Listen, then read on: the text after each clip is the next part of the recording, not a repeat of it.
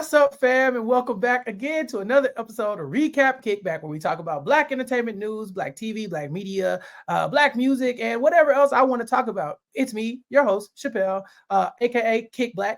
That's my rapper name here. And with me, I got a couple more rappers to talk about all the events of this week and our review of this week, Rhythm and Flow Season 2. As so far, it has been dropped on Netflix. They've dropped 4 episodes on Netflix. I watched some of it, and my guest and co-host have watched the rest of it. And so we will talk about it today. With me, of course, the professor. It's Mari. Mari, what's up?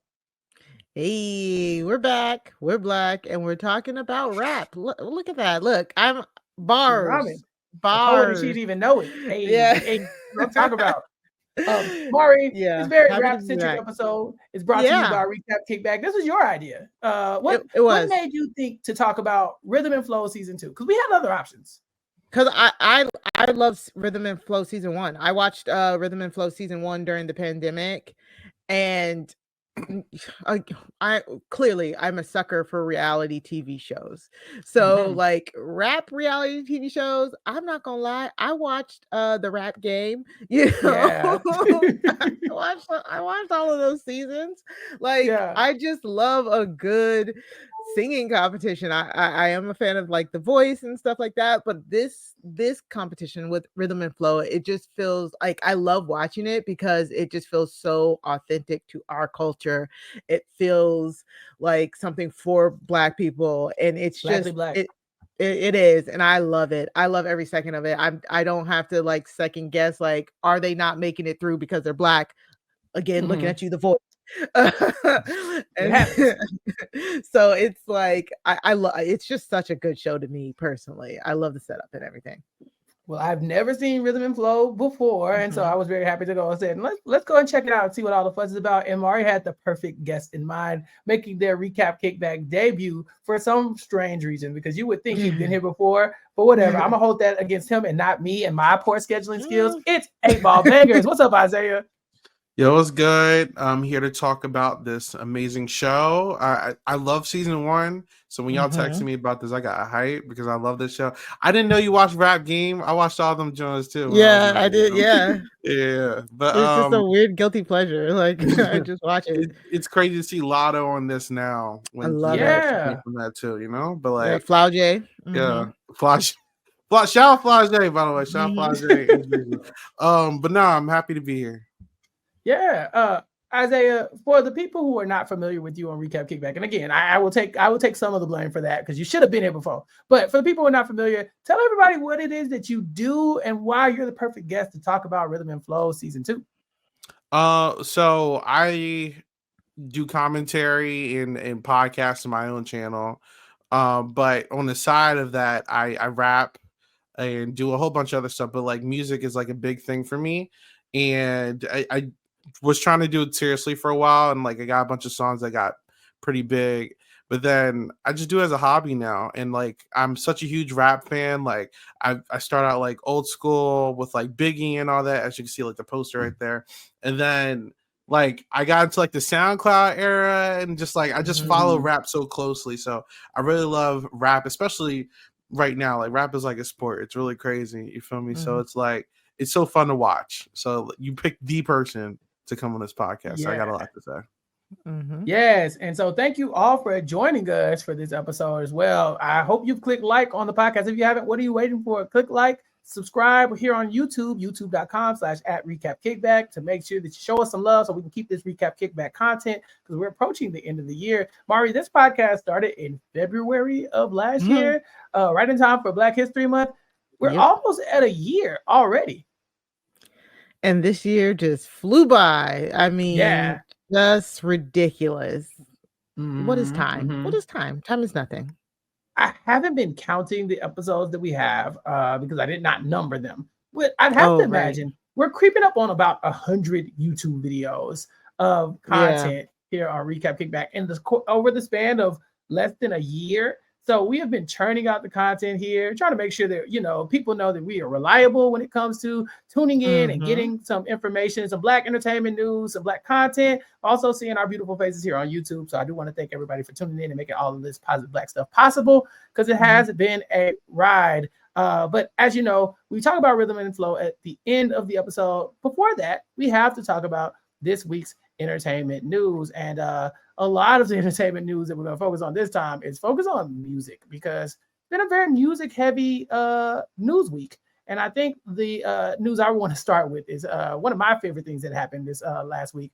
Kendrick Lamar, he's back, baby. And he has dropped his new album, GNX, surprise release. This is Kendrick's latest album that people have been speculating might not be coming. I've been seeing rumors that people thought, oh, is Kendrick ever going to give us another album? Maybe he's retired. Maybe he's even focusing on Baby Keem's career. No, he dropped an album out of nowhere. And Isaiah, I'm sorry, I love this album so much. I cannot stop listening to it. I feel like this is in the running for being Kendrick's best work. Have you checked it out? Yeah, I actually want to do like a recap at some point. I don't know what, but like I love GNX. It's so fire. And honestly, as it says in the article, it is definitely a victory lap of an album because of all the disses.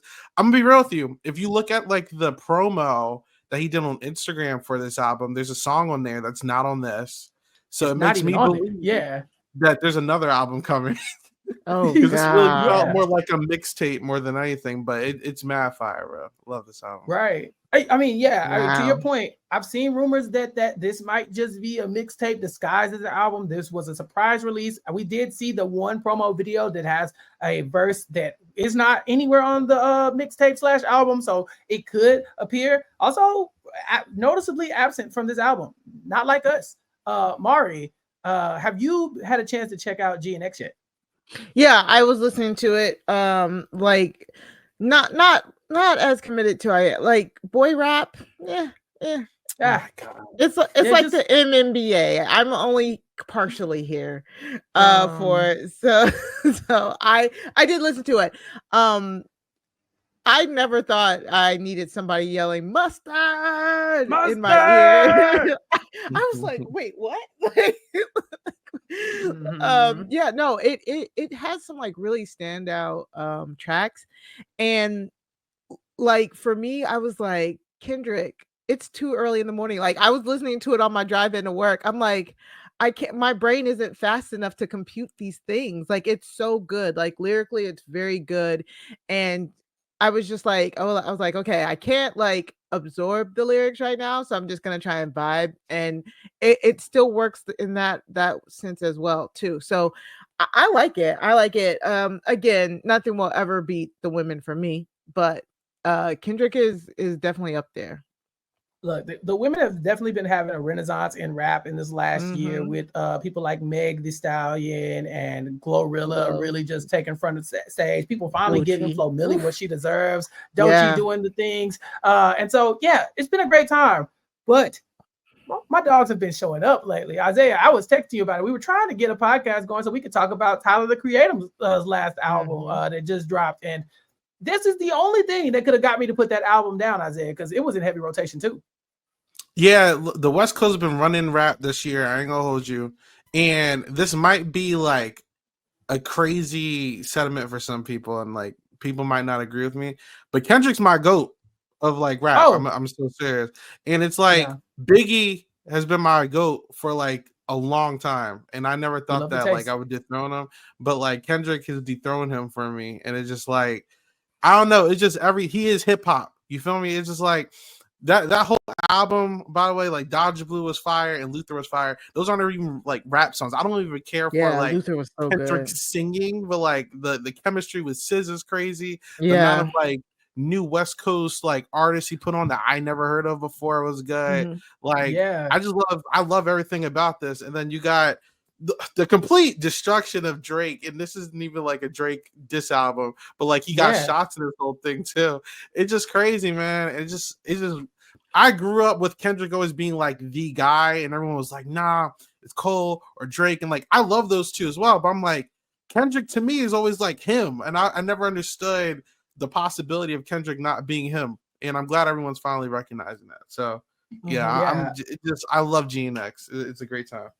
Yeah, ironically enough, GNX is probably my least favorite track on the album, but I like it too. You know, I like every song on the album. Reincarnation might have changed my life. I mean, Reincarnated might have changed my life. I have not stopped talking about or tweeting about or listening to that song because Kendrick, I mean, he just went and said, okay, what if Tupac was here, right? You know, we saw, I mean, and this is also a subtle shot at Drake in a way because we saw that Drake dropped his AI disc using Tupac's voice. And Kendrick responds by taking Tupac's flow for an entire song and just telling an amazing lyrical story that I'm talking about. That is my shit. So I love it so much. The album is following his last album, 2022's Mr. Morale and the Big Steppers, which I did not like. I do not like that album. I have nothing good to say about it. It happened, but I never talk about it because I'm like, maybe he's not the guy. But I'm kind of with Isaiah on this one. I've been a Biggie fan for a long time, and I listen to a lot of rap music. And this put him in the upper echelon for me. Like this solidified, you know, like the goatness that he is. Because I thought Damn was my favorite Kendrick Lamar album.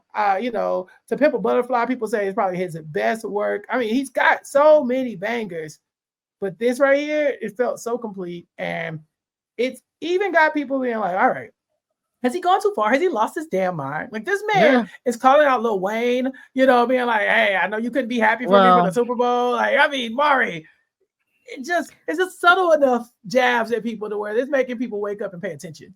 Honestly, he should have hit him again because what the mess was Wayne doing with his like sobbing, crying tour? Oh, didn't get the Super Bowl. Shut up! Yeah. Get out of here. I am going to defend Mr. Morale and Big Service real quick. That was a great album. I said what I said, but I did not like it. But yeah, Wayne. I don't know what the hell. Like I personally would like to see a Wayne versus Kendrick battle because I think that's actually like worth Kendrick's time. But I think Wayne would be crazy to actually do it because I think that his whole legacy would get destroyed. Like I think Wayne just needs to like take the L, bro. He already said the don't poke the lion. Like, you need to stop. Poke him again. You know, Wayne has gone on record and even admitted that he's not the best battle rapper, and so it would not be the wisest thing. And Kendrick has momentum. Some people say even stolen momentum because we're going to get some lawsuits this week from one of Kendrick's former rivals, who I will now say is no longer in the conversation to even hold that title as a rival. Drake is taking legal action. This man wants to speak to a manager, Mari, and he is not happy. He's suing the label twice. Yeah, it's like somebody accuses you of not being of the culture and essentially being white, and the first thing you do is say, I'm gonna sue you. Like it's like, sir, you just like, and then right around the drop of the album too, who are Drake's people? He don't have no PR. Didn't I go over this already? Who are Drake's people? Because they are doing this horrendously bad. Like it was just kind of getting quiet. Yeah, this album was gonna reignite some stuff, but Not Like Us isn't even on this album. So if you had just sat there and ate your food, you know, you could have came a little sneaky comeback. Now you are doing legal findings. You're suing. Now the jokes have been flying on Blue Sky. It's just like, sir, like who are your people? Who are your people? Please. Here's the problem with this. All of them. Here's a problem with this. It's like there's so many, and I like speed through them. So like, first of all, this isn't the first one. He's doing like 2 lawsuits, and one of them is like defamation of character. I'm pretty sure he claimed first lawsuit, if you really want to be honest. But here's the thing. How do you have a lawsuit for defamation of character when you claim you fed him lies the entire rap battle? So what are you suing? Yeah. Okay. So that's the first thing. The second thing is you're suing UMG and Spotify because like they're allegedly like pushing Not Like Us and all that, which I'm actually sure is probably true. I'm not gonna. I mean, they just put them on the playlist, right? The Rap Caviar and all that. Yeah. Whatever. But here's the thing, Drake. You're suing Spotify and UMG, your own label, by the way. His own label benefited off of the yes. So Drake's label is a subsidy of under them. So it's like UMG is the big Universal umbrella, and then Universal. Yeah, he's under there. Yeah. But it's like he benefited from this for decades. Like literally Scorpion, his album dropped, and he was the first person to be like the head of every single genre because I had so many genres on one album. So it's like, and then you were also benefiting this through the Meek Mill beef and all that stuff. It goes on and on. So that's a problem. So you're saying he knows the inner workings, so he's now trying to say that, which is crazy because even if he's right, then that just takes it back all of his legacy, right? Because Drake is the first one. He's the first one that brings up streams, and so UMG is like, you can sue us if you want to, but it's not gonna go nowhere. And it's crazy too because he's definitely suing his own label over this, which is wild. He's suing for defamation. He's also suing for like the bots and saying like, oh, they're running up the streams. But Drake, none of that is important because this is a rap battle. Exactly. You didn't get any streams. If 10 people heard it and heard you get chewed up, then that's what happened. And people are going to talk about it. And so it's like, you can keep doing lawsuits as much as you want, but no one's going to take back the feeling I get whenever I hear Not Like Us. Because I'm going to get up and dance to calling you a pedophile every time. Yeah. And see, I knew this was coming because it's like, he's been like releasing a lot of music since the beef on like Instagram and stuff, trying to like, and then like, he was like trying to like a gigabyte of music one time. 100 gigs. It was 100 gigs. Wait, what? It was 100 gigabytes of music, Mari. Yeah, you didn't even know. A lot of music this summer on, and he wasn't trying to help UMG get money, so he was trying to do it on his own terms. But they were like, no.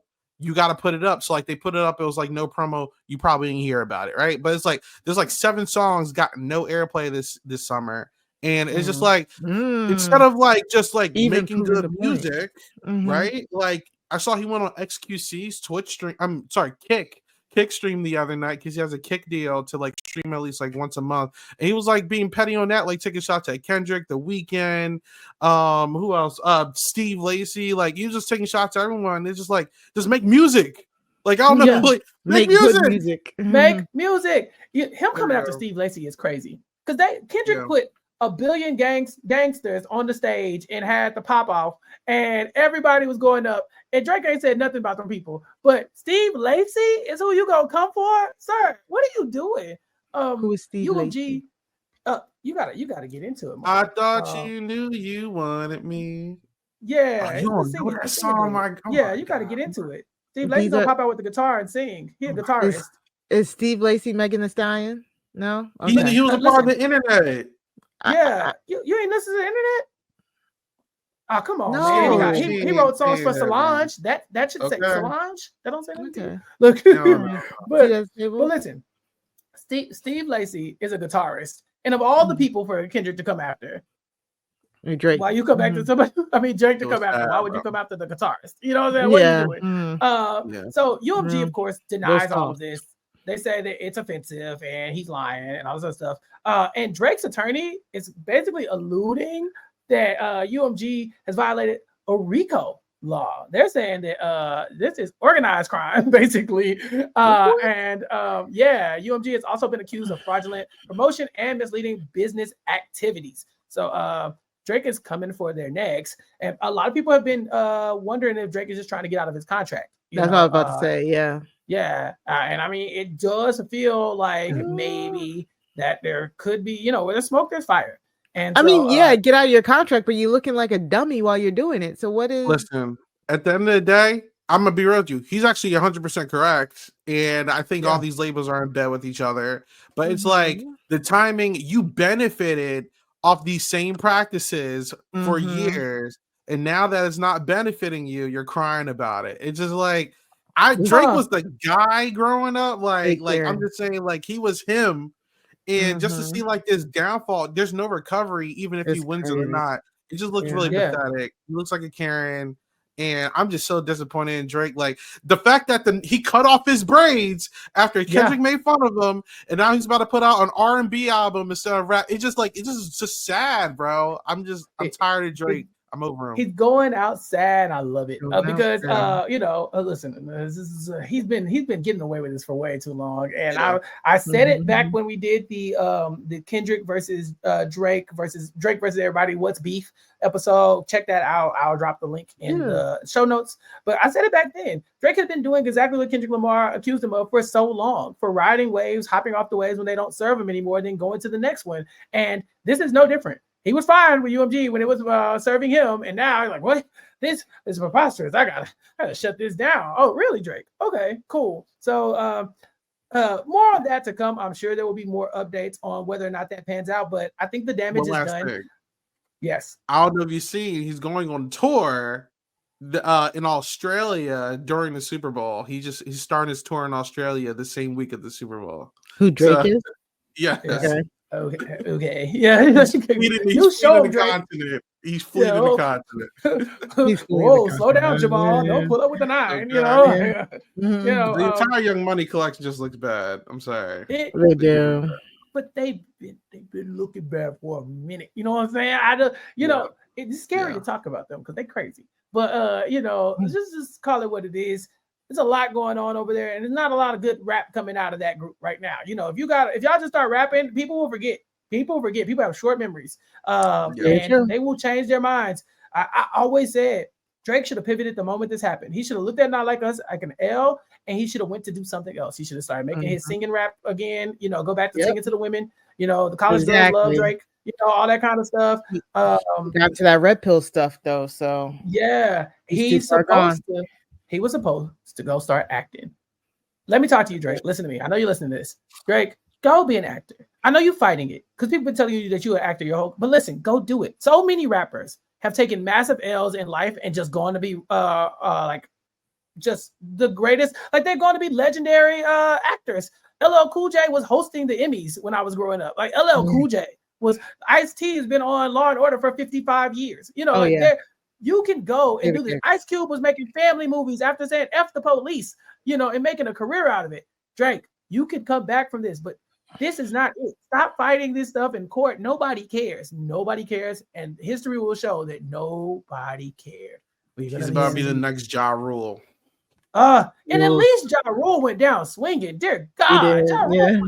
He started a fire festival. Ja Rule was, but he pivoted. Ja Rule stopped. He stopped trying to fight it, and he just went and did something else. And then he pops up whenever he gets in trouble with something else. But he definitely got taken out the game. 50 Cent really did remove Ja Rule and all those bangers from his mark. Remember those days with the Ja Rule, Ashanti days? Ja Rule and Ashanti, undefeated. He used to be. Defeated because 50 Cent said, get out of here. Ja Rule and Ashanti. together. Yeah. Defeated, but then undefeated. Right, exactly. Anything else in the rap sphere before we move on to something else in our news? Because I've been seeing some news about Alicia Keys lately. She apparently is going to be in a Broadway musical called Hell's Kitchen, and it has announced its American tour. Now, Alicia Keys gives me somebody who should have been on Broadway a long time ago. You know what I'm saying? Like her and that piano, she just wheels that bad boy around and does what she wants to do. I'm very excited for Alicia Keys because she's also a legend in these streets. She got hits. I know for a while, Mari, it was very cool for people to be like, Alicia ain't really, the word key is doing a lot of hard, heavy lifting in that. But Alicia got hits. I remember her verses with John Legend, and they could have gone probably for like 3 hours if they wanted to. I mean, sure. I'm not gonna lie. Like I didn't listen to Alicia Keys' music growing up. I listened to her singles. Yeah, I listened to her singles. Yeah, I didn't listen to her albums. Like You Don't Know My Name. Like I don't know. I never resonated with Alicia Keys like that. So, I like a musician. Very much not after her, her second act. So. Oh no, I like a musician who can play the piano, but then also break up a happy home at the same time. That's kind of my vibe. And Alicia did the things. It's going to be a multi-year tour. This is horrible too, y'all. We know that as well. But it's just funnier to joke about her. It is funnier because she went and got that. She said, I want it. I'm gonna get that. Okay, I got it. And she did and did. But yeah, multi-year tour in the fall of 2025, premiering in Cleveland Playhouse Square, running simultaneously with its Broadway run at the Schubert Theater, and with more than 30 cities during its first year. And so we're going to see a lot from Alicia Keys in that realm, which I think is good. I think that she's hit the point where she's maybe not like a top artist that people are going to line up and go see like in concert anymore. Like the hits ain't coming out like they used to. But in Broadway, this feels like right. Isaiah, were you an Alicia Keys fan? Because I couldn't believe that Mari's not. R&B is not my expertise, but I like My Boo. It was a good song, you know. But like, look, she can do. You know what Usher did? He got residency somewhere and went crazy. You know what I'm saying? So I think Alicia Keys a big name, you know, and everyone's gonna go pop out to see that show, and it's gonna give her some relevance again, you know. So I like it. Yeah, I mean, if we're gonna talk about Broadway, yada yada yada, Alicia Keys, Hell's Kitchen. But did we watch Wicked though? That is what I want to know. Chappell, you watch Wicked, right? I got the bootleg, y'all. You know what I'm saying? Somebody sent me the link, so I watched it this morning. I had to speed it up. It's a long, that's a long Broadway movie. Okay, so I was like not trying to watch it on 1X, but I watched. I fell asleep a couple times, but I doubled back. I've seen all of it. It took me a minute. Took me a couple watches, but I got it. I mean, 2 hours and 40 minutes, I believe, was the runtime. Yeah, which I believe is the runtime of the entire stage play. It is. And so this is for them to part spend, one. Yeah, they spent 2 hours and 45 minutes on part one. Mari, you went to the movies to see this?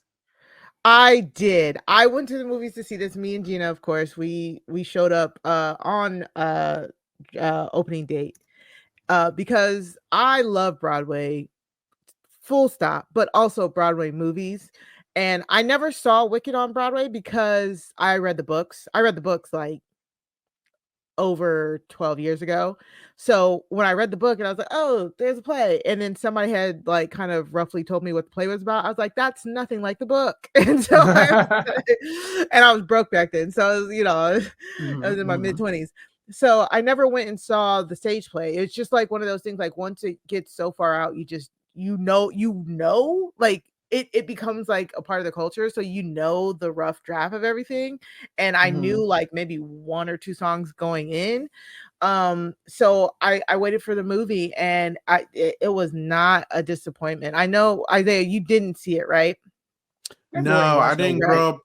I'm gonna watch the bootleg version after this. You know what I'm saying? I'm gonna send it to you. I got you. I got the link. Do you like musicals though? I love theater and I love musicals for sure. I watched The Wiz. I didn't watch The Wizard of Oz. Yes, a real one.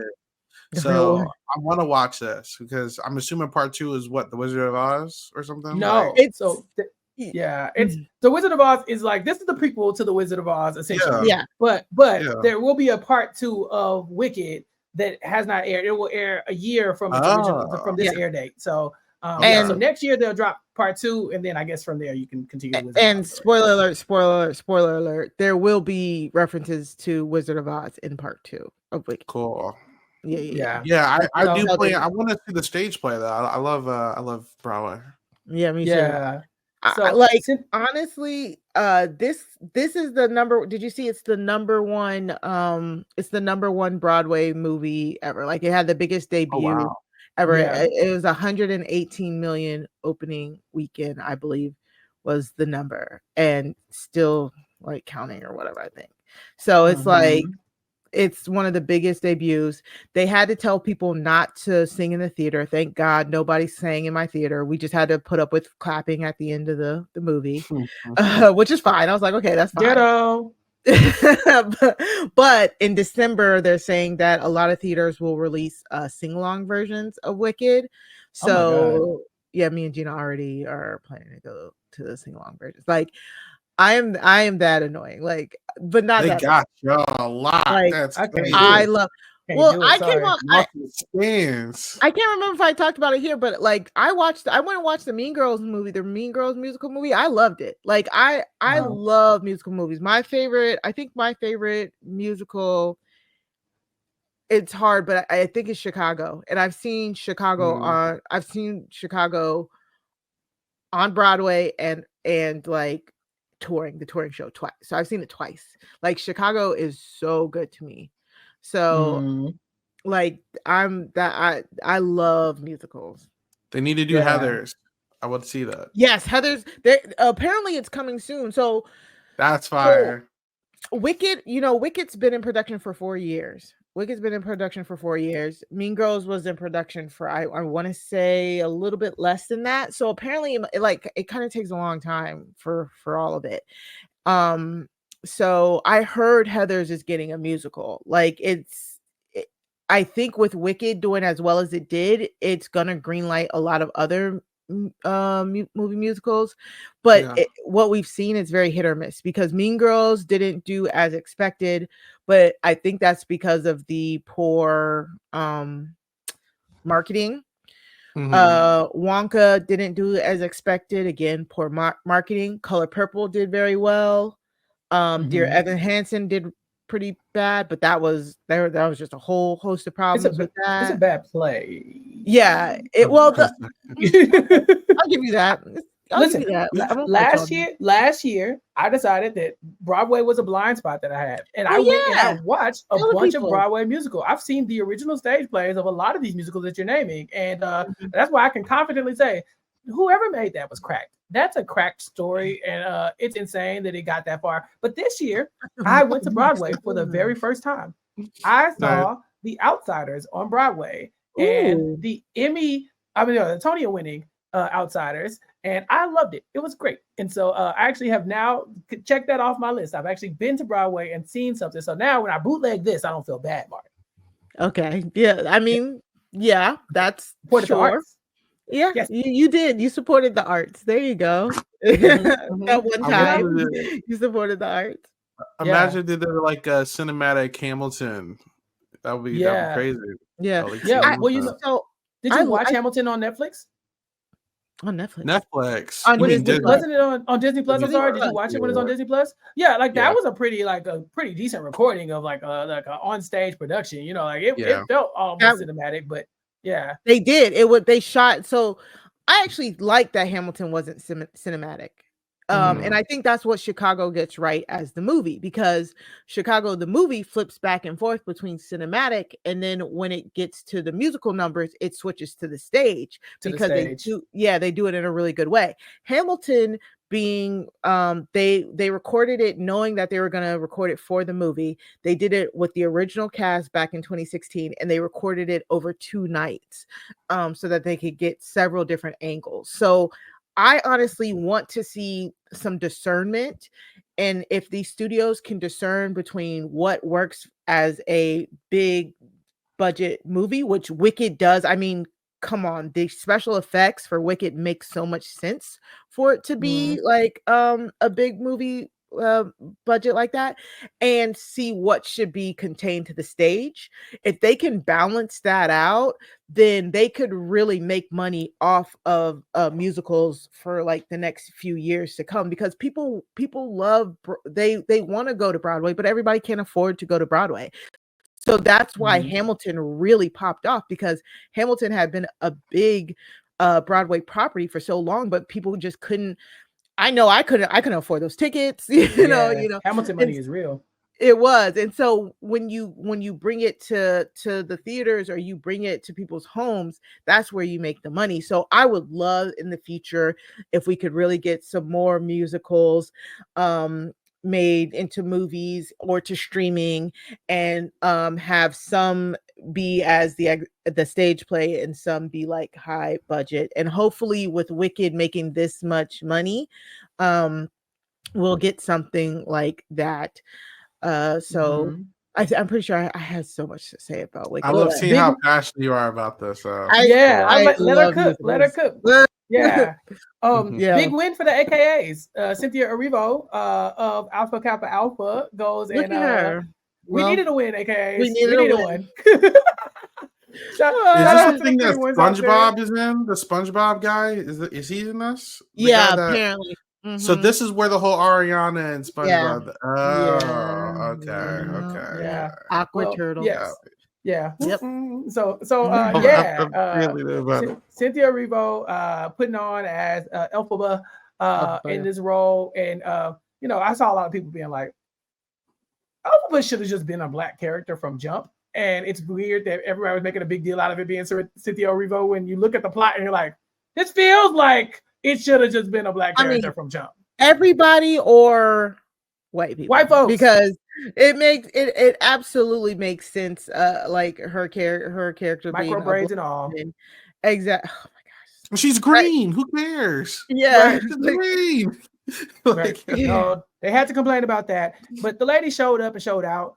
It was good. I, as somebody who watched it on bootleg, I'll be watching it again because I can, and y'all gotta wait and go to the movie theater. So blah. So and check it out too, because she did kill that. She was hitting them notes. And they were saying that she wasn't going to be good in her role either, and she proved everybody wrong. Crazy. They didn't watch Victorious. Okay? Exactly. That's what I was gonna say, because like I wasn't a Victorious kid, and Ariana Grande has been listen to this. She's such a huge pop star that we've all forgotten that she was originally a Nickelodeon actor. A side character. She originated. Like she originally is a theater kid. Like she's originally a theater kid, but we all forgot because she's such a huge pop star. So like this is exactly her wheelhouse, and she killed it. She really did. Notes, Drake. Okay, I just told you, go back to what you know. Okay, that's all I'm saying. You might have a good exit here, but yeah, that's our Black entertainment news of the week. I love that we worked Wicked in there because Cynthia Erivo, very black. She stumbled. Don't get me wrong, I was looking at her sideways for her comments about black folks early on, but the AKAs forgave her, so I guess I gotta forgive her too. I gotta let it go. People learn. We ain't got to get into it. We're not here to disparage this woman at the heights of her thing. Just know we remember, okay? But the North remembers, all right? So thank y'all for listening. Of course, if you are only here for the entertainment news, we'll catch you next time. But stick around for Rhythm and Flow season 2, because we're going to have a brief synopsis of what that is, talk about some of the things and the standouts we saw from the first 4 episodes of season 2 right after this break. Okay, and we're back. So Rhythm and Flow. This is a rap competition, as we talked about earlier, very much in the style of like The Voice or American Idol, where you have contestants come up, they audition for an esteemed panel of judges, and then they move them on to the next round. In the first 4 episodes, we get the auditions. We get auditions from different artists from all over as they come and they sit in front of our panel of judges. So I've never seen season 1. And I haven't seen all of the episodes for season 2. So I'm going to be asking a lot of questions to my Rhythm and Flow experts here as y'all enlighten me on the format of the show, because we're given our main core judges here with Ludacris, as our number 1. I think we got Big Latto as our number 2, and then DJ Khaled as our number 3. In episode 1, we had Big Sean as our 4th. Is there normally a guest judge, or is it like it's a 4th seat? Certain rounds. Okay, and so Big Sean is not a recurring character necessarily. Just one episode. Just one episode. So like last season, do you remember this, Isaiah? Last season for the auditions, they went to different cities. Yeah. And it was so cool because they would go to different cities and they would have like a person, like a famous rapper from that city, be there as the 4th on the panel. I don't know, because I think they recorded the first season like right before COVID, because I know I watched it during lockdown, but I can't remember they did it all in Atlanta, where I felt different about it. As you said, season 1, they took one of the judges out of Cardi B, Chance, and T.I., and they sent them out. So like Cardi went to New York, she had like Fat Joe and I think Jadakiss, and then like I remember T.I. went out, he had like Nipsey and somebody, they just had like people depending on the areas, and I thought it was cooler that way. I did too. Like more people who possibly can't fly out or something, where like this one, it's in Atlanta. I think only one artist that's actually from Atlanta actually ended up moving past the first round. But I don't know, the format of the show has always been like iffy to me. I mean, I'm sure we'll get to that, but like yeah, I like the traveling aspect and the different cultures a little bit more in the first one. Right. And this one, so the first season had kind of a controversy about, is this kind of like predetermined in a sense, right? So the winner of last season, D Smoke, Who was he related to, Isaiah? Was he is he related to Sir, or he's related to Sir? I believe it's Sir. Yeah. I do like Sir, except for then he said this. Anyways, hey, look at TDE. They're always saying something stupid. So D Smoke was related to Sir. He was like the front runner for the longest. He had already had I think he had basically already had a record deal and stuff like that. So like there was already kind of like some whispering. I don't feel, because I know for a fact, because I recognize some people from season 1. One of them was related to Dizzy Wright, and then another dude was a well-known battle rapper. Like I've been seeing off of YouTube for like years. He got like second place. I forget his name. Yeah, I know who you're talking about. But yeah, I don't think it was predetermined. I'm gonna be real. Yeah, it's just the thought. The thought process is like if you go to a Voice or an American Idol, normally it is like amateurs, people who have not broken in, to the industry. There was just a lot of recognizable faces, and so because of that, there was kind of allegations. But at least with that one, again, they had more open. It felt like, from what I understand, they had more open auditions from this season. From what I understand, these people like had to like submit to casting and then were chosen and then flown in. So to me, that even more kind of would kind of be like, you know what I'm saying? Like, well, even on top of that, with like you're saying, D Smoke making it so far. My problem with Rhythm and Flow last season and this season, obviously, assuming it goes the way I think it's going to go, the next batch of episodes, I don't think the battle rap should be like a thing. And I had a problem with this on the rap game too. There's a lot of like artists who just don't know how to battle rap, but are more just like good at making music. And I felt like in season 1, a lot of people who I was like, yo, this person will probably dope in a music video challenge or like when they get in the studio. Yeah, because they can't battle rap against like some street rapper. Battle rappers don't necessarily know how to make good music, and people who know how to make good music don't know how to battle rap. It's two different things. You know what I'm saying? Exactly. And especially when you have Eminem as one of the judges, he's going to be hella critical. I feel like people who are like lyrical or like just like probably have crazy hooks or something, they're not even going to get a chance to like show their talent because they can't battle rap against somebody. Exactly. You feel me? I agree. So Chappell, what we're talking about is after the auditions, they then go to the ciphers, which we saw in these first 4 episodes. But the next batch of episodes, they got to go through battle rounds, and so they found 22 people from in the auditions. Those 22 people then went through the ciphers. They got rid of 8 people from the ciphers, and then they're down to 14 people. So next batch of episodes, they already, which is really interesting how they did this. Netflix. They actually told us who was going to be battle rapping against who. They set it all up, sent them to Detroit, have the big Eminem kind of like half reveal, but we have to wait till the next batch of episodes. Yeah. It's gonna be 7 battle raps, and whoever loses goes home. So it's gonna whittle it down to 7 before they then get into like what Isaiah is talking about is the individual portion of the show where they're gonna be able to sit down with a producer, like and be an artist, like make a song, make a video. Last season, what was that girl? Was it London? What was her name? London? She made a fire ass song. Yeah, that was so good, but she made it just 2 episodes too early. She like made it like, you know what I'm saying, Isaiah? Because it got through the collaborations, but not through the finale. Yeah, it was so good that she had to do it like 2 more times afterwards, and it just wasn't as good as and I'm just like, how are you having contestants battle rap, but like no disrespect, like Cardi B is one of the judges. Like why?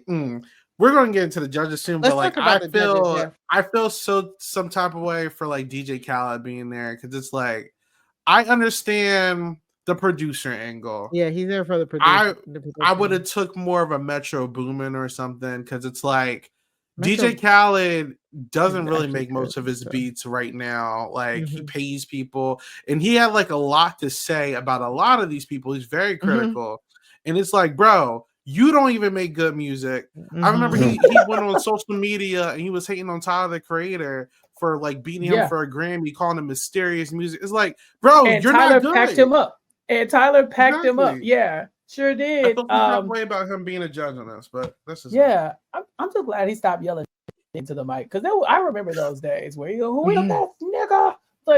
Like if you don't got my face, this is not, sir. You are not. You know, like, you know what I'm saying? So look, I don't think you can say that. So I'm happy that he took the note. You know, but I definitely could see that as a criticism. So I'm looking at the season 1 list, and auditions last year, you had Snoop Dogg, Anderson .Paak, and Nipsey Hussle as the guest judges in episode 1. Quavo.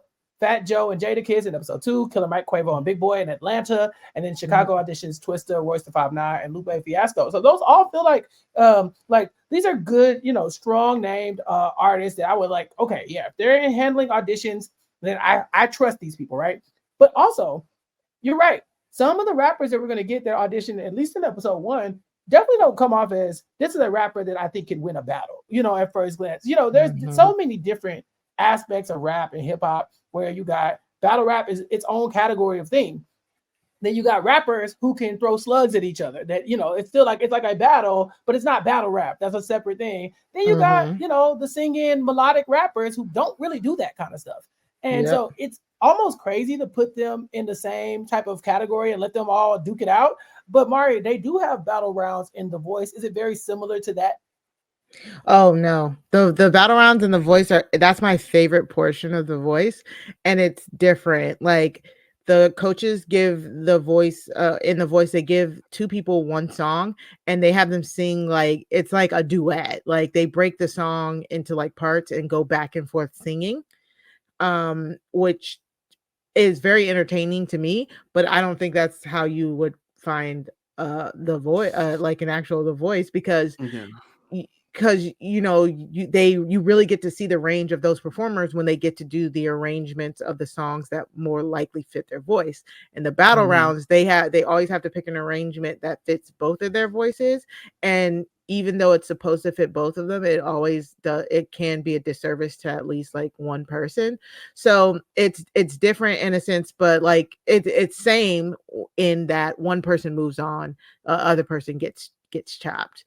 But the battle round in Rhythm and Flow is like that's the crazy thing. Like Isaiah said, it is like the real battle rap. It's not even like for the play like on Rap Game. It's like they're really in each other's face, and they're not even like on it's beat. punchlines. They're just just punchlines and punchlines. And I was like, who really wants to see that from people who aren't battle rappers? Like, not me. And they're gonna be doing it in St. Andrews Hall, like in Detroit, like where they did 8 Mile. 8 Mile. This is too much. Like, on top of that, and I do like the contestants this season actually, but like I'll say while we're on the judges, it's like all right, in season 1, I felt like Chance, T.I., and Cardi, say what you want about them. Compared. No, I know I like them. I like them. I think their decision making was way more consistent across the board.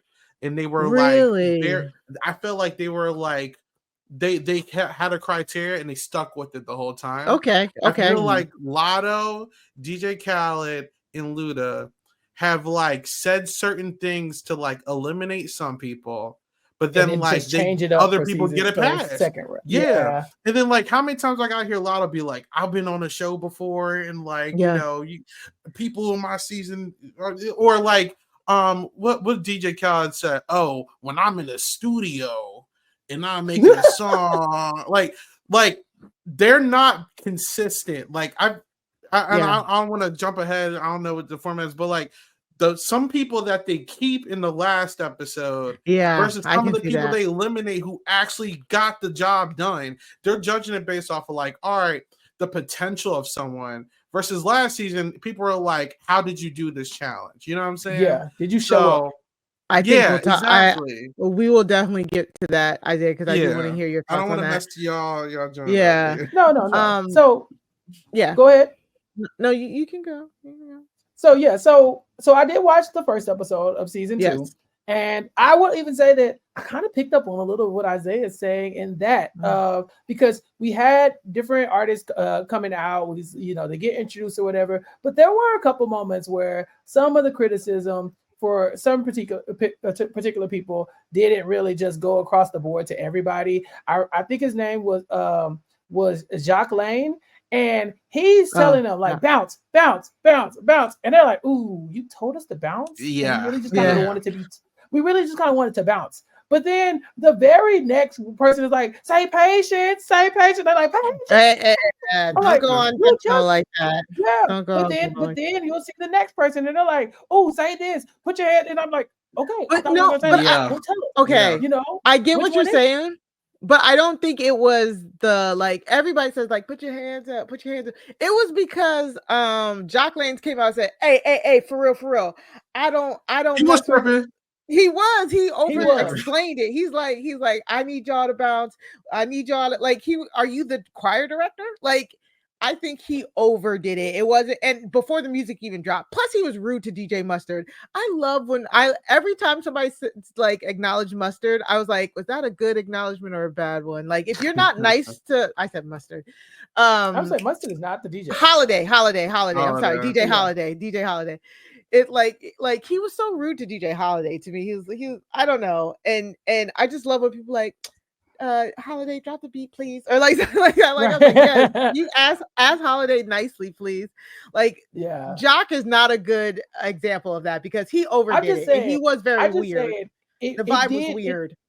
The vibe was weird. That people were not feeling it, but like I said, if your critique is don't tell us what to do, then the next person should not be able to tell us what to do. You know what I'm saying? And I think they had the right vibe. There you go. Like then say keep the vibe, But I think you gotta kind of keep your critique level across the board. We talk about our judges. If you're not familiar with our judges, Ludacris, turned actor, as I've pointed out before, a viable option for rappers. You can be you can be an actor. Look at Luda. But Ludacris, a legend. I mean, talking about album run. Oh, you're like 3-4 albums in a row. Just 4 albums. Bams. I can every word, all 4. Yeah. Do you know the lyrics of Blueberry Yum Yum? I do. Yeah, of course. Yeah. Come on, Blueberry Yum Yum. Look, get on here and start doing Splash Waterfall. Like we can start name dropping a little songs. We can. Because he's a legend. So I love that they brought him in because it does really like, okay, Ludacris is here. So it's like, this is real, right? Like, like, okay, they ain't playing. But then you have Latto. Mari, you've been talking about how the female rappers are having a moment. Latto was a part of that moment. I think she's the perfect judge here because I know Isaiah is tired of hearing it, but she did come up through the rap game. She was on a show? Yeah, she was on the show. Jermaine Dupri show. What? This is the first time hearing about this. Yeah. Season 1 or season 2? I can't remember. Season 1. So Latto was on a competition show? She was on the rap game. She went as Miss Mulatto on the rap game. Yeah. And she did. She won season 1 and she did really good. And that season was really good. And so I think having her on here as somebody who is like a clear example of where you can go from like being on this show to being like I said, the only solo female from Atlanta to go platinum or whatever. Yeah. Like I really did like her critiques. I get it. They weren't consistent because Latto you could really tell that she was just like looking for people who were real and like who she caught authentic. A vibe from. She that is one thing she was consistent with. She was like, it's about authenticity, authentic. And so I really liked her as a judge, better than Cardi B. Like, I think I like Cardi B as a personality, and I did like her on the first season.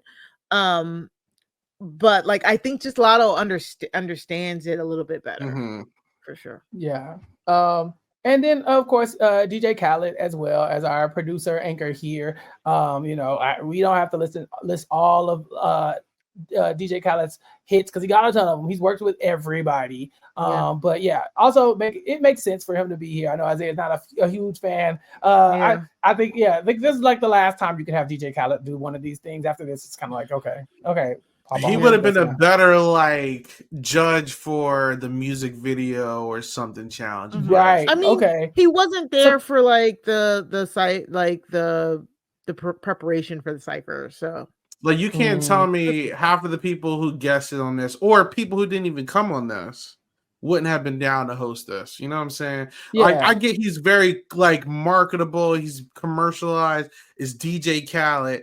I just get so annoyed when he critiques people. I'm just like, yeah, you don't know what I you get are. it. But the good thing is he's like chair 3 though. Like his critiques aren't like it's like, oh yeah, DJ Khaled's here. And he's here too. No, I think that makes a good point about the music videos though. So how much production goes into the video? Is it like they're just like making the video go crazy on stage or they go crazy? They give them the whatever you want to do, you do. And they went crazy last year. So yeah. Huh. I wonder, are those videos on YouTube to watch, or you got to go watch the show? Probably. Or something? I don't know. Yeah, I might go check them out. I like that. And our guest judge this time, I'm a big Sean fan, so I was happy. I was very happy to see my boy show up. He was very fun. Yeah, very fun. He did exactly what I thought Big Sean was gonna do. When he got hype, he stood up, he danced. You know, he really he was happy when anybody put on for a city. We had a Detroit artist in episode 1 as well. Yeah. But Detroit Diamond. First but who were our special guests in the subsequent episodes? So Busta Rhymes was in episode 2 for the rest of the auditions. Great. He was really good. Yeah. Back from season 1. But he was like the dad that gives you the long-winded advice. Like I was like, I know that they had to cut this down because he was talking very long. He was giving some advice. He was saying stuff. I was like, Busta, where are we at right now? But he did a good job. Then Remy Ma came in for the ciphers, which was She was good. Fire. He killed the cipher. So and that was it, right, Isaiah? Yeah. Yeah. Okay. And so we have Remy, we got Busta as our judges, but first we had Big Sean, and so we had to bring in our artists and give them spotlight as well. I know we have a ton of artists to talk about. You did 4 episodes, but let's talk about the highlights. So from the first episode, I did like Detroit Diamond. I thought she was really good. Obviously she got them hyped. That's what I'm always looking for. I like to see the judges' reactions because if you're in the room, you really feel the energy from the rap, and if somebody can control the energy in the room, I think that's like one of the hardest things to do being on stage because the crowd was sometimes the crowd really got into it. And so she tells a story about how her brother got murdered and how she wants to go and create generational wealth for her family. So I was rooting for her. Were y'all fans of Detroit Diamond? Like I know that they get to the ciphers. Is she still with us by the time that happens? They don't cut her, but you want to tell us?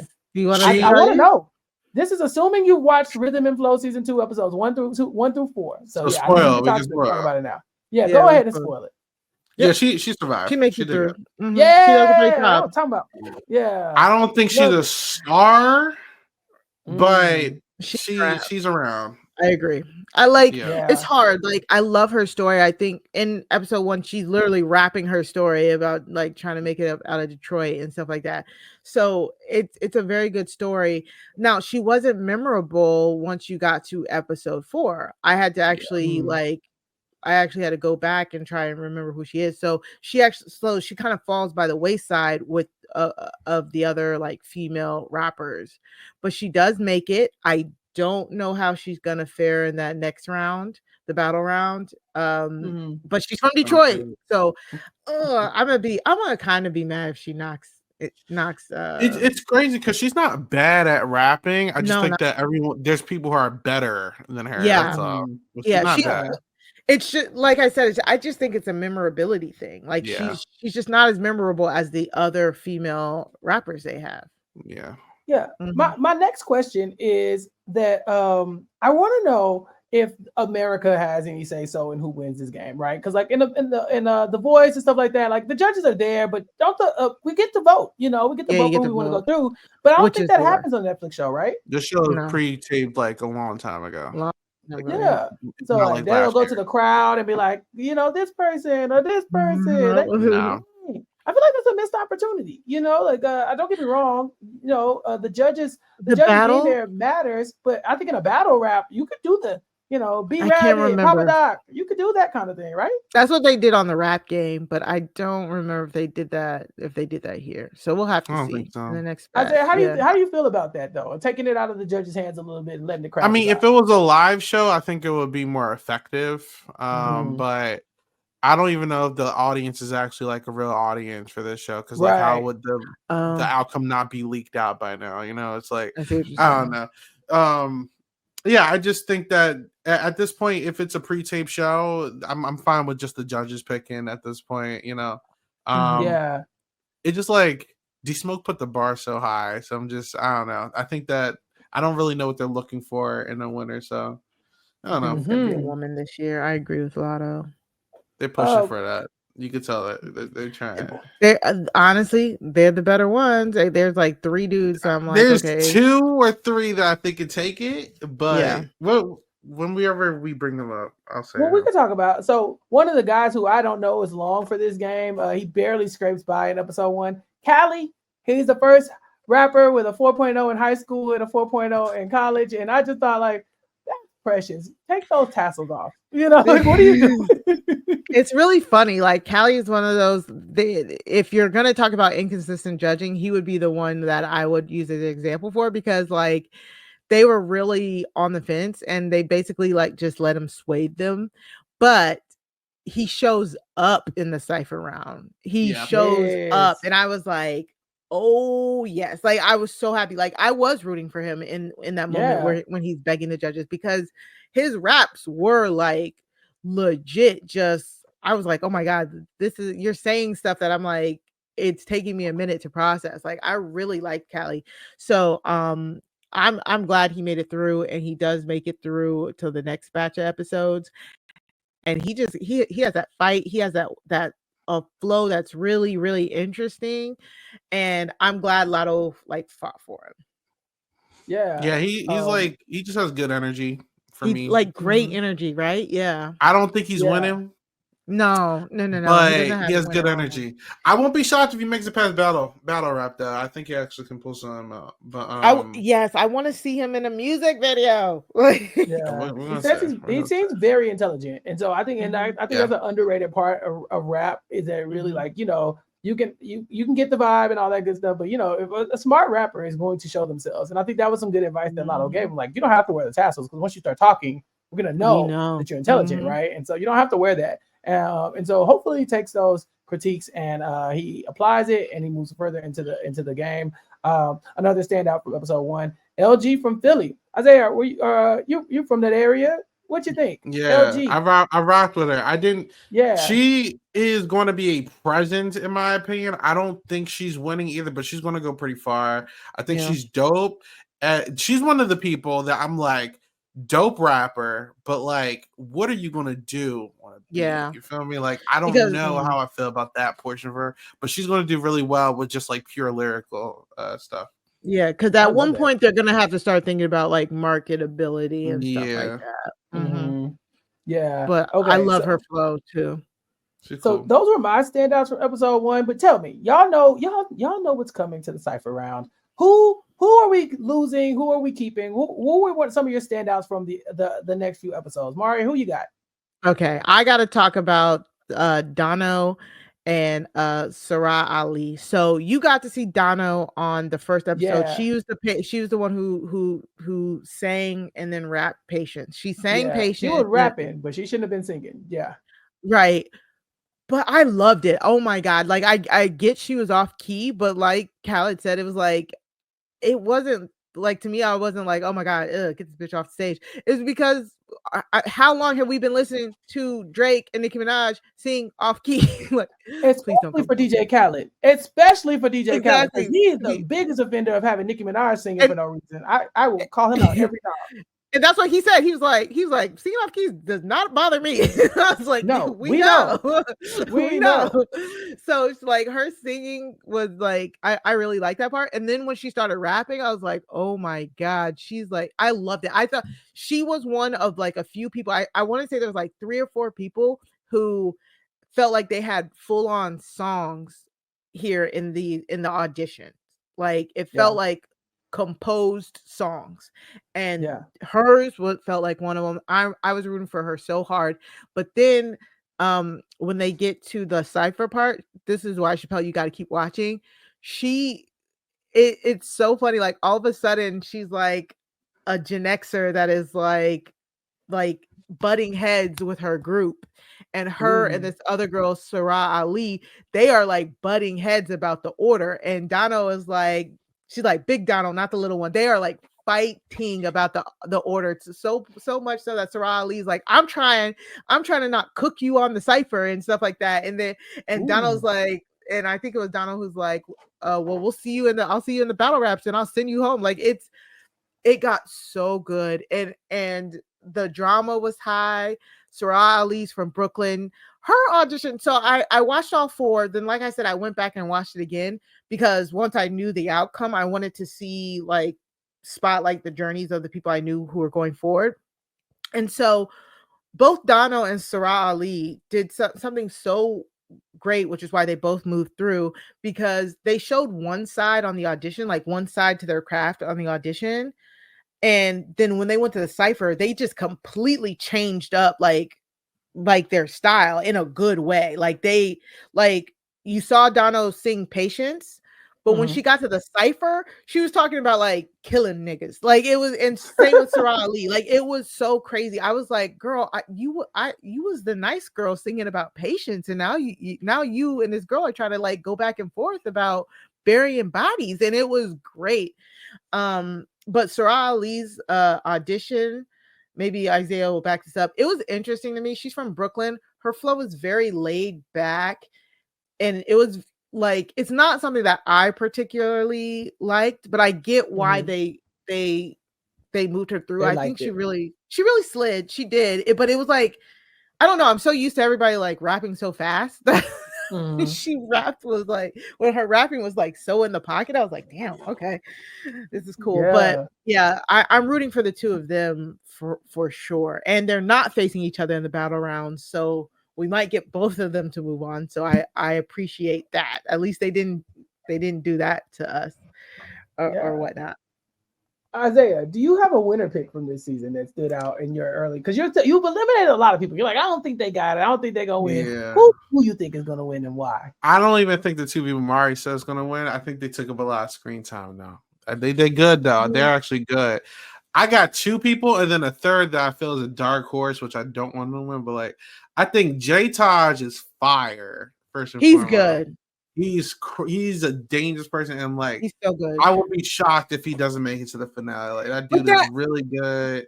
But that would be 2 West Coasters in a row. It don't matter. It don't matter. He West Coast is kind of the thing right now too, Mari. They're having a moment with Tyler and Kendrick. It's the time for West Coast. He got the aesthetic.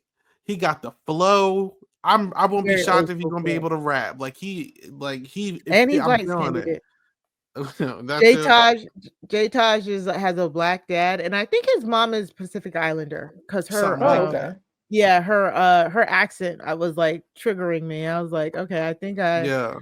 So, but but he's very really big. Good. He has like that West Side like swagger. What's his name from the West Ice Cube's group, the older group, NWA. You talking about the one? No. Oh no, the one who was with T-Boz for a while. What's his name? Oh my god, the West Side Connection. One of the guys from West Side Connection. Oh, okay, yeah. Was it who did she date? Who was it she was with? She was with. Are you talking about the NWA members? Yeah, the light skinned dude. No, she was with the dude from Jodeci for a while, wasn't she? No, you're thinking of Chili. I said T-Boz. No, my God. Chili used to be with Dalvin from Jodeci. Listen, I don't know who T-Boz dated. He looked like DJ Yellow. No. Anyways, yeah. He just Mac 10? Mac 10. There we go. I didn't know they dated Mac 10. Okay. Yeah. Be finding that out. All right. Yeah. Mac 10. Yes. I like him. Big Mac 10 vibes to me. Okay. And sorry. The other person. Oh no, you're good. The other person who I think really has a good shot is Yoshi. I think she's fire too. Yeah. She got a lot of great energy, good story. Got a lot of screen time too. I feel like she's gonna go crazy. I just feel like will. I like she about her. to destroy whoever that dude is in the battle rap. She's about to destroy him too. Like I'm afraid for that guy. And then lastly, I don't think he should win. I think he should have I'm not gonna say get eliminated, but I feel like they really want Dre TL. I like Dre TL. Yeah, I like Dre TL. I like Dre TL. He mid 42 Doug. He's just a street rapper. You could tell like that's hot right now. So like they pushing him. You saw Latto's eyes like boom when he started rapping. Oh my god, he's the only one. Yeah, like he's the only one with that like little baby like 42 Doug type flow. So like, I guess it's new. So like that's what they want.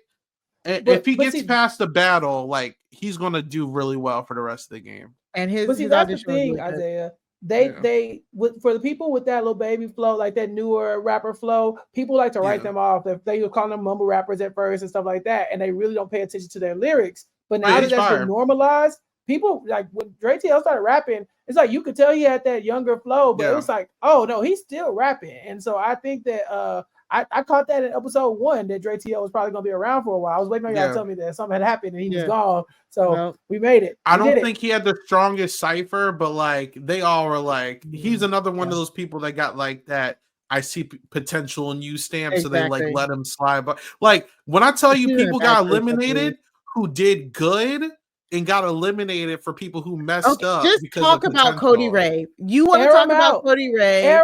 See, here's the thing though. I think Cody Ray's going to do good when she can rap on a beat. Like when she can make music, I think she'll do well. But he got robbed. I'm sorry, he got robbed. That's what I thought you were talking about. Yeah, nah, he did get robbed, but I think they just didn't like him for some reason. Yeah, I agree. He actually should have survived. He rubbed them the wrong way, I believe. Yeah, I was talking about Honey Gold. She should have been eliminated. Like, yeah, she must have played. Latto tried to eliminate her, and all of them were like, "But she got something special." Yeah, because she. But then they didn't eliminate her the second time. I think I know her. She messed up in the cipher, and they still let her. And when she did rap, I don't think she rapped the rap that she wrote. I think she just did something pre-written. That's just my headcanon. But like, regardless, like she should have been gone. But she's a pretty girl. She's pretty. She's gonna get killed in the battle rap. But if she makes it to like the solo artist portion where you can record music and stuff, I think she'll do good. I ain't gonna hold you. So too, unfortunately. But she shouldn't be here. I follow her on Instagram. I didn't know she was a rapper. I just thought she'd take fly photos. Honey Gold. Fly photos, exactly. Latto tried to get her up out of there. I liked her audition though. I actually liked her audition. I thought Latto was hating. No, see, at first I thought Latto was hating as well. But then I went back and watched it. The problem is it doesn't. I agree with Latto. It doesn't feel authentic. She's trying to rap like Doja, and then she tries to rap like Nicki. Like you can tell she's trying to rap like those people, but also her personality is so like I'm chronically online Gen Z that it's like annoying. She's like, oh my god, period, like all the time. Like that's what she's saying. Yeah. Time. It's like, whatever. I like that line. I'm sorry. She's unserious. Of course you do. Because she's talking about you. She said chronically online Gen Z, and Isaiah's like, and what about it? Yeah. She was mini Doja. She was giving Doja. Yes, mini Doja, exactly. Okay. And it's just like as long as she don't start showing feet in them chat rooms, I think we're good. She was vibey. I might support. I think she was robbed. Listen, if she don't win, she was robbed. I'm gonna go ahead and put my stamp on this one too. And then finally, I gotta say, Jazz with an X did great in the auditions. And she barely squeaked by on that cipher. Like, I need her to come back. Jazz with the X was on episode 1. I'm shocked she survived too. Yeah, because she was in a bad group. Like there was in the cipher round, they had 5 groups, and there was 2 groups that were just demonstrably bad. Yeah. One group that was like meh, and then 2 groups that were great. So it was like they had to whittle it down to 8. They honestly could have cut one whole group if they wanted to, but I think they saved one person from it. But Jazz with the X, Chappelle, she actually got 3 segments within the first episode. She was love her. Yeah, she was the one who opens up where she tells her mom or her aunt that she's about to be on a Rhythm and Flow, and her mom and or aunt throws her wig, takes her wig off of her head and threw it at her, and then like proceeded to put it back on her head. Like, and then she had the segment with her dad, her dad who just had a recent stroke and he was recovering, and we saw her with her dad, and then she was on the stage. She closed out episode 1 with a really good rap, which also to me was like a song. It was like, I'm too pretty to be stressed, I'm not lucky, I'm blessed. That song. And it felt like I don't remember her from episode 1. I thought she might have been episode 2. Yeah, because I'm pretty sure Dre TL closed episode 1, if I'm not mistaken. Shit. Okay, so she opened episode 2. My bad. Because when Dre TL was leaving, they were like, "Dang, how they gonna follow that up?" And then she was next. Okay, makes sense. She was really, really good. I immediately loved. She walked out on stage and Ludacris was like, "Oh, she about to fuck it up." And they said, "You think so?" Before she even opened her mouth, he said it, and she did. She killed it. I love Jazz with X. She barely survived that cipher, so I really need her to bring it. Yeah, she's really good. So who's your winner? Go for it. Okay. So I said it's gonna be a girl. So out of the top 3, I like I said, I think it's Dano, Surah Ali, and Jazz with an X, Dark Horse. Like, I think it was Latto or Ludacris literally told Surah Ali, like, you are the front runner. Like, after the cipher, they told her that. So she is just not the one that I prefer out of the 3. She did a good job in the audition. She did a good job on Cypher. I think she's gonna, like, I would be surprised if she doesn't kill the battle rap portion, because she has that type of aesthetic. And it'll just be, does she trip and fall like London did when it comes to like the production side of it, you know? I'm rooting for Dano. I truly am. I really like what she did in this batch of episodes. So your winner pick is Dano. Yeah, that's where I'm gonna go. Right. And Yoshi Vintage. Ah, fuck. There is Yoshi. I was gonna say J. I forgot about Yoshi. They want to. I feel like Latto's not gonna let a girl not win. So I'm saying Yoshi Vintage is fire. Yoshi. Okay. Got it. I do like Yoshi a lot.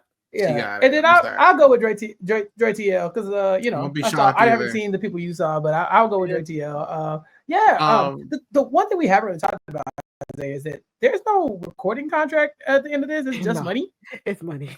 They give money. I think last season they just gave the winner a studio time to Spotify. That's too.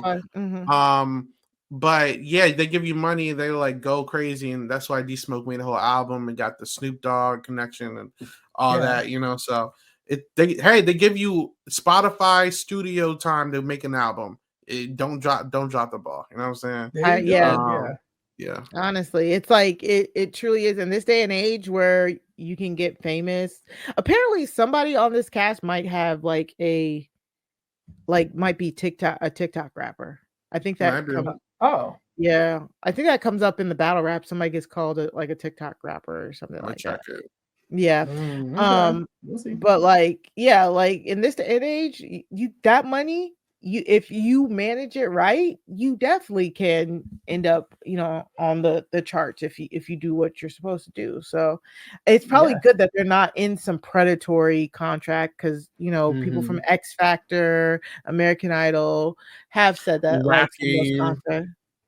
Listen, Latto won the rap game and turned down the Jermaine Dupri contract. She sure did. That's all what was gonna happen. Yeah. Where's Nova?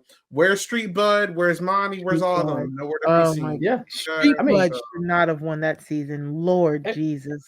And look, and it's not just the rap game, because dear God, please name 3 winners of The Voice. Okay. It's been on for 20 years. It's been on. I'm pretty sure we're at season 20 of The Voice, and I hadn't heard nary a song on the radio from a person with a voice, except for the country artists. I've heard like, you know, Cassidy Pope, I think, and like a couple other like Melanie Martinez, Christina Grimmie, turn it down. One. What'd you say? Win the game, turn it down, take the money. Like take the cash value option. Yeah, do it for yourself, because we can tell that you can be a self-made rapper these days, and you don't need a record deal necessarily. Are there anything else from Rhythm and Flow season 2 that people need to know before you know, they get into the nitty-gritty of the battle rounds? I know you haven't seen it, but I'm sorry, this is just like a quick rant. What was that girl Mizzy doing? Where she dressed up what was that? She dressed like a grandmom during a cipher, and then completely messed her cipher up the entire time. I was just like, clown show. And I was like, I don't know. There was everything that could have went wrong, just like went wrong. And they were like, "Yep, she's getting like." They didn't even think about. You don't even have good publicity coming out of this show. Like, you just look bad for her. Bro. They didn't even show her audition. I don't even remember her audition. Like, they knew they was going to pay her to the left. You know, it's over. It's over. You come out of this show, the least you can do is try to have like at least some buzz about you, even if you didn't win, you know. And so that's probably the opposite. But I think you talked about her, so at least she's memorable. She literally came out in that cipher like bonnet on, like glasses with a chain, a moo down to her knees, slippers, and a cane. Like she came out. The judges immediately were like, "What is up?" She's like, "Oh, I like to like." Rapping characters, so I just wanted to show you guys that I'm a character. They're like, okay. And then when she starts rapping, she messes up her lyrics. She starts to forget her lyrics, and then when she does like recover, it don't make no sense with her being a granny. Like it didn't like there's like I don't know, like I don't know what I was expecting her to pretend like she's a rapping granny, but that would make more sense than you dressed like a granny talking about you doing this and that. Like it was so weird. But like the 2 ciphers that completely bombed, it's because like the first 2 people they bombed, and then when their energy was bad, like you can't get the energy back. Group. Yep. It was bad. And in the ciphers, there's no audience, so it's just them. It's just the groups like saying their lyrics straight to the judges. So yeah, you could definitely tell when things weren't going over well. Okay. All right. Well, sounds like an interesting show. Again, if you have not tuned into Rhythm and Flow, what are you waiting for? This show is an award-winning show. I saw that it won the NAACP Image Award for Outstanding Reality TV Program, and it also won the Hip Hop DX Award for Best TV Show of the Year back in 2019 and 2020. And there's also international versions of this show as well. There's a French version of the show on Netflix as well. Rhythm and Flow France, and then I believe there's an Italian adaptation that was announced in 2023 and was released this year in February 2024 as well. So it's taking off. Let's support it. You know, we already talked about this. We got to support our Black stuff, and this counts as a Black thing because 1, it's rap, and 2, it was created by John Legend, and I'll take it. You know, whatever. And so I'll be checking it out. And then maybe we'll follow up at the end or something like that. We talk about the winner, who knows? But until then, Isaiah, thank you so much for joining us for Recap Kickback. It's been great. I didn't know that you guys were allowed to say certain things later. Like we might have snuck it into the because the problem is so anybody who's listening who's uncomfortable with the word, the problem is we talk about a lot of shows that say the word, and so like we had to talk about rap shit. I'm sorry, y'all. It's basically every line in the show. We talked about Insecure. It's heavy in there too. We ripped the Band-Aid off. If you're uncomfortable with that kind of stuff, cover your ears. Sorry. Sorry. You know what I'm saying? We're not meaning to make anybody uncomfortable, but we're gonna keep it authentic as we can. Isaiah, thank you so much for being here. Thank you for letting me be here. You feel me? Yeah, that's great. Tell everybody where they can find you or what you're working on, and if they can catch any of these 8-ball bangers. They can find me on X.